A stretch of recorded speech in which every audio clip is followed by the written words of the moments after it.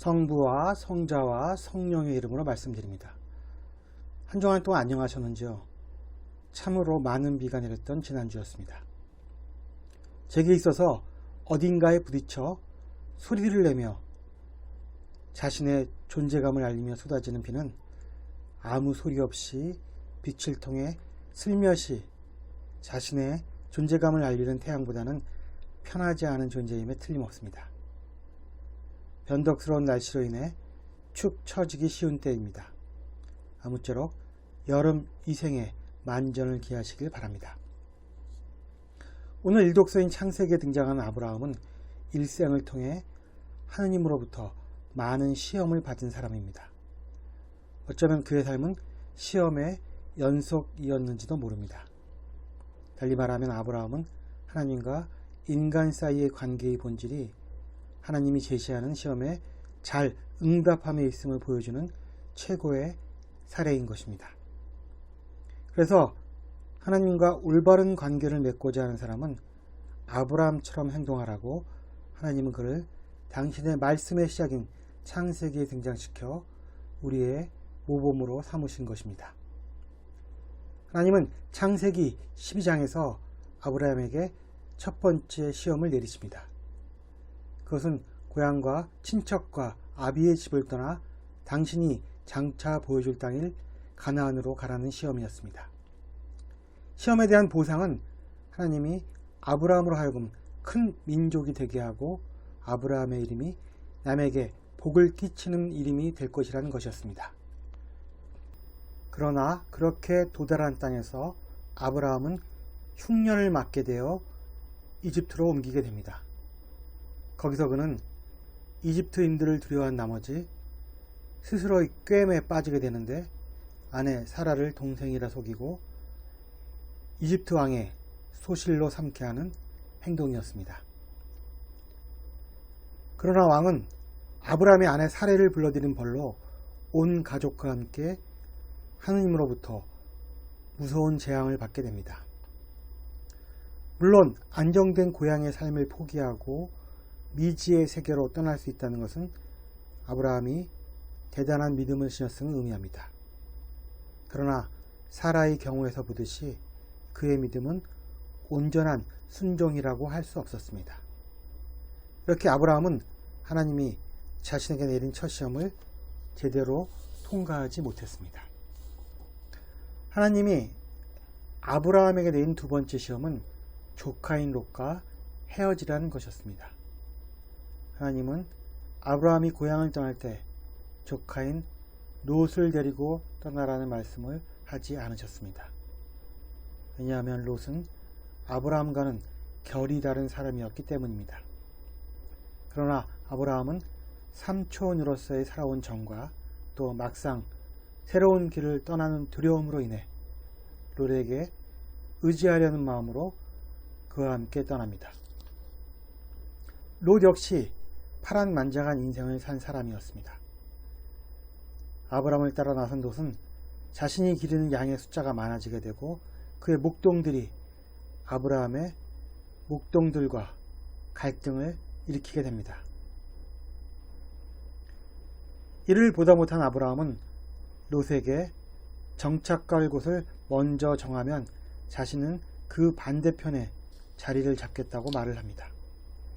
그때 롯이 정한 비옥한 장소가 바로 소돔과 고모라였습니다. 의인 10명만 있어도 소돔과 고모라를 멸망시키지 않겠다는 하나님의 약속이 지켜지지 못한 것으로 보아 소돔과 고모라는 탐욕스러운 롯과 잘 맞아떨어지는 세속적인 지역으로 추정됩니다. 소돔과 고모라가 멸망할 때 롯 못지않게 세속적인 그의 아내는 결국 미련이 남아 불타는 소돔과 고모라를 뒤돌아보다 소금 기둥으로 변하고 맙니다.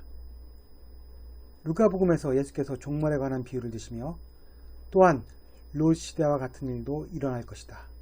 사람들이 먹고 마시고 사고 팔고 심고 집 짓고 하다가 롯이 소돔을 떠난 바로 그날 하늘에서 불과 유황이 쏟아져 내리자 모두 멸망하였다라고 롯을 꼭 집어 말씀하셨습니다.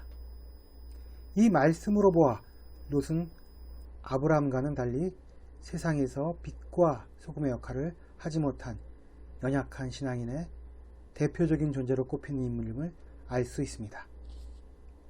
이러한 인간을 자신의 불안의 방패로 삼아 의지하려 했던 아브라함의 두 번째 시험도 결국 실패로 끝나고 말았습니다. 세 번째 시험은 이스마엘을 떠나보내는 것이었습니다. 아브라함은 아내 사라가 아이를 낳지 못하자 하갈이라는 이집트인 몸종을 통해 이스마엘을 갖게 됩니다. 그로 인해 사라는 하갈에게 멸시를 당하게 되고 사라는 자신의 처지를 아브라함에게 호소합니다. 그러자 아브라함은 사라에게 당신의 몸종인데 당신 마음대로 할 수 있지 않소, 당신 좋을 대로 하시오 라는 애매한 주문을 남깁니다. 그러자 사라는 하갈을 박대했으며 결국 하갈과 이스마엘은 이삭이 태어난 이후에 사라에 의해 쫓겨나게 됩니다. 어쨌거나 이스마엘은 아브라함의 피를 받은 친아들이었고 또 첫째 아들이었습니다. 그런데 하나님은 이스마엘이 당신의 약속으로 인해 태어난 존재가 아니기에 아브라함으로부터 분리시켰습니다. 이스마엘은 아브라함이 자신의 뜻대로 일을 저질러서 태어난 존재이며 애초부터 하나님의 계획에는 없었던 존재였기 때문입니다. 당신의 뜻을 따르지 않고 인간의 방법을 통하여 뜻을 이루려고 한 아브라함의 믿음 없음을 하나님은 가차없이 내리치셨습니다. 오늘 창세기의 본문은 하나님께서 아브라함에게 행한 네 번째 시험이자 최후의 시험에 대해 말하고 있습니다. 그것은 아브라함이 100살 때 하나님의 약속으로 얻은 아들인 이삭을 모리아 땅으로 데리고 가서 번제물로 바치라는 요구였습니다. 아브라함은 천륜을 어겨서라도 당신의 뜻을 따라야 한다는 당황스러운 하나님의 요구의 참뜻이 무엇인지를 파악해야 했습니다. 그리고 그것에 도착하기까지는 사흘이라는 시간이 있었습니다.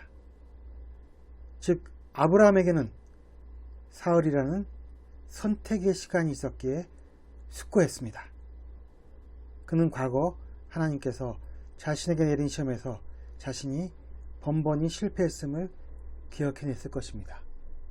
그리고 자신이 실패한 주된 이유는 있는 그대로의 하나님의 명령을 받들지 않고 자신의 안위를 위하여 꼼수를 썼기 때문이라는 결론에 도달했을 것입니다.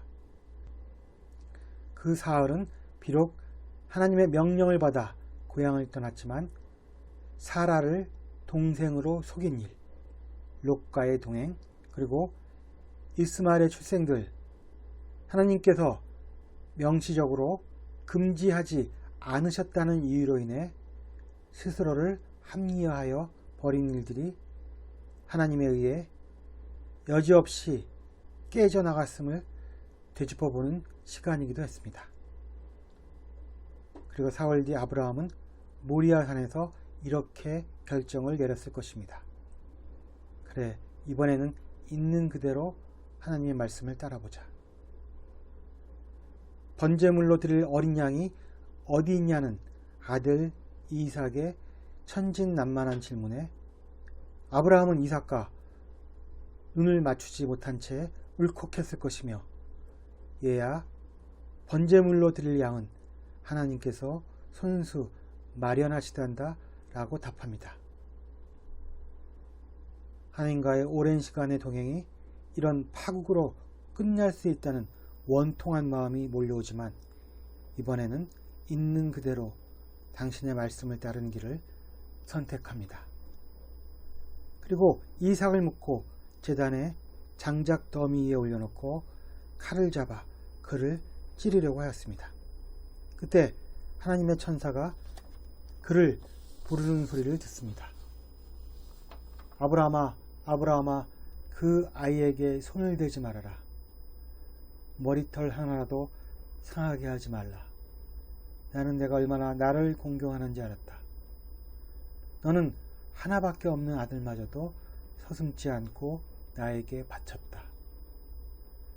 4번의 시험 끝에 아브라함은 하느님으로부터 자신의 믿음의 순수성을 인정받게 됩니다.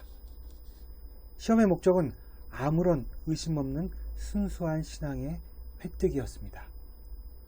오늘 매우 짧은 복음은 이런 신앙의 순수성에 대해 말하고 있습니다. 비록 제자들이 예수님만큼 되지 못하더라도 그들을 맞아들이는 사람은 예수님을 맞아들이는 것입니다. 또한 온갖 편견 속에서도 예수님을 맞아들이는 사람은 당신을 보내신 하나님을 맞아들일 만한 믿음이 있는 사람입니다.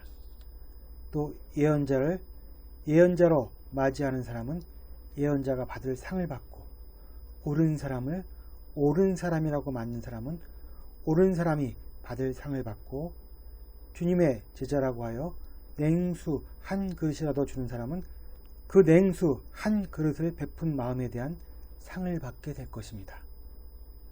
우리가 주님을 예언자를 옳은 자를 제자를 맞이하기 전에 먼저 필요한 것은 그가 주님인지 예언자인지 옳은 자인지 제자인지를 알아보는 투명한 믿음의 눈입니다. 우리는 여러 번의 시험을 통해 온전한 믿음의 눈을 얻게 된 아브라함을 통해 하나님께서 우리를 시험하심은 결국 신앙의 완성에 있음을 깨닫게 됩니다. 우리도 우리에게 내린 시험을 통하여 아브라함처럼 온전한 믿음의 사람이 되기를 주님의 이름으로 기원합니다. 성부와 성자와 성령의 이름으로 말씀드렸습니다. 아멘.